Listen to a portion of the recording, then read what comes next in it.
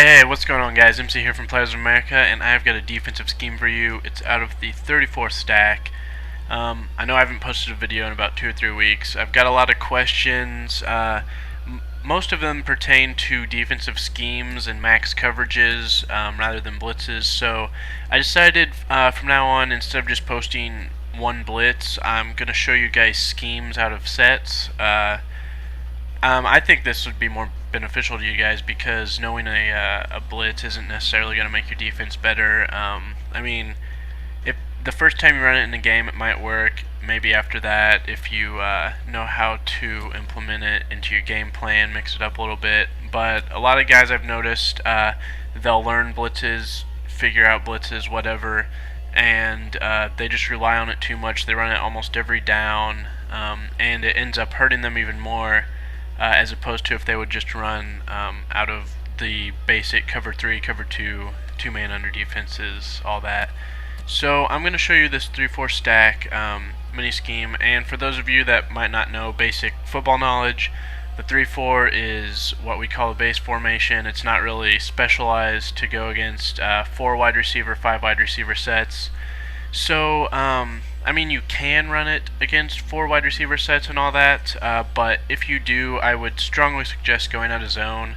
You don't want to have 3 or 4 linebackers up against 3 or 4 wide receivers going in man coverage, so just be aware of that. I'm going to show you the blitz that you can do out of any play in this formation first, just so you understand why we set each play up the way we do. So I'm just going to pick a cover 3 here, and we're going to come out in gun split hawk because this 3 wide receiver 2, I guess it would say 3 wide receiver 1, tight end 1 running back. We could come out of a 3-4 in this, but the basic setup is base a line, spread the line and crash the line out, and you shift the linebackers to whichever side you want to blitz from. So say we want to blitz from the right side, shift them and then re-blitz that linebacker on that side. Don't worry, I'll get into coverage adjustments in a second. And he will come off the right edge untouched. And yeah, that would be great if he forced that fumble every time. But that is just asking for too much. Alright, so same setup, and this time say we want to blitz from the left. This one's a little different because when you universally blitz, you just re-blitz the guy who's already blitzing.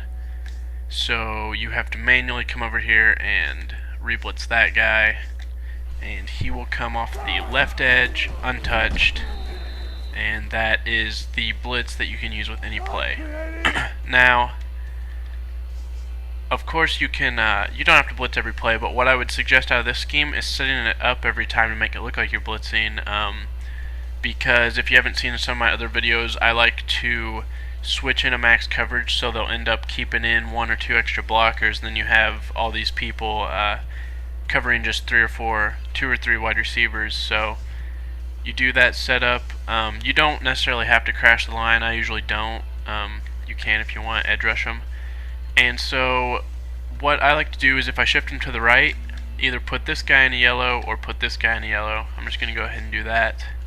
So you see we have 3 rushers, 3 yellows, 3 blues, and 2 purple coverages. And so yeah, you just see you have a lot of coverage on the field, and hopefully you get a coverage sack. I'm just going to throw the ball away. There we go. And in the left side, I mean, you guys can set it up however you want. I'm just showing you what I would suggest. On the left side, you can put him in a purple or him in a yellow. What I would like to do is I would like to put this guy in a purple because I like to use the safety who isn't in the deep blue. So, and then you have your coverage on the right. I'm going to run this play. I'll show you something that you might adjust. So, I'll go to the instant replay real quick. If you didn't notice, the coverage on the right side of the field, it seemed like there were a few more guys, well I guess one more guy, over there than on the left side. See, on the left you just have that purple and that yellow. On the right you have me, the yellow, who's cheating to that side, and then the purple, and also that safety right there. So what you can do, this is just a suggestion, you can put this guy in a yellow so he covers more in the middle of the field instead of cheating over. And so yeah, so you see he doesn't cheat, he just sits in the middle of the field. I'll go to the instant replay in case you didn't see that. So yeah, so if you remember, hopefully you guys don't have short-term memory loss, he cheated to the right side of the field. This time he stays in the middle, so yeah, you don't really have to worry about people coming over the middle as much if you go ahead and reblitz him like that. And I mean, it works out of any coverage. Here's cover 2, and yeah, cover 2, my suggestion is I would put the safety right here, and I would put this guy in a yellow. It's not the best coverage really, but I mean, if they're not expecting that, then hopefully that'll catch them by surprise. So, and of course you can do the same thing to the other side. I don't normally do this blitz out of a cover 2 just because of that reason, especially if squares coming over like in a slant or something, especially on the side that has more than one wide receiver. It's really weak coverage from the side you're blitzing on. That time it was alright because we had a single wide receiver over there, but just know that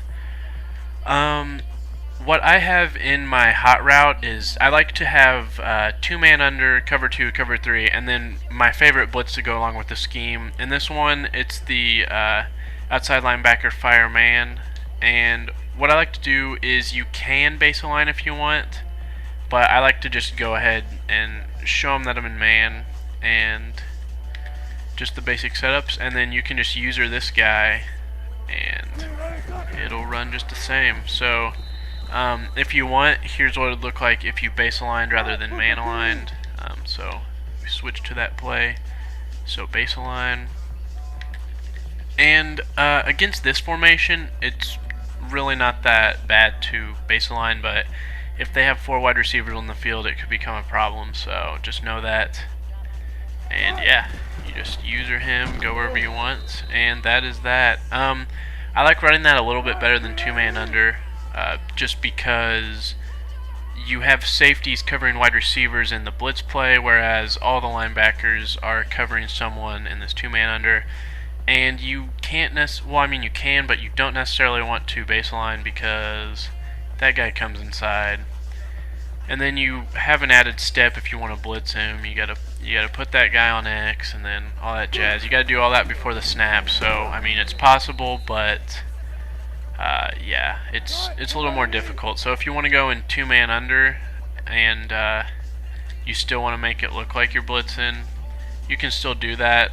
I would just advise not blitzing, and then you can, you know, put these guys in whatever coverage you want. And yeah, so hopefully this scheme helps you. It's really good, you know, just having everything set up the same way, of course, except against man coverage with cover 2. The blitz, depending on their formation, you can do base align rather than man align. And yeah, just mix it up. Throw in a max coverage whenever they're expecting blitz. Throw in a blitz whenever you've been running max coverage for a while. So yeah, if this video helped you, like it. Subscribe if you want to see more videos.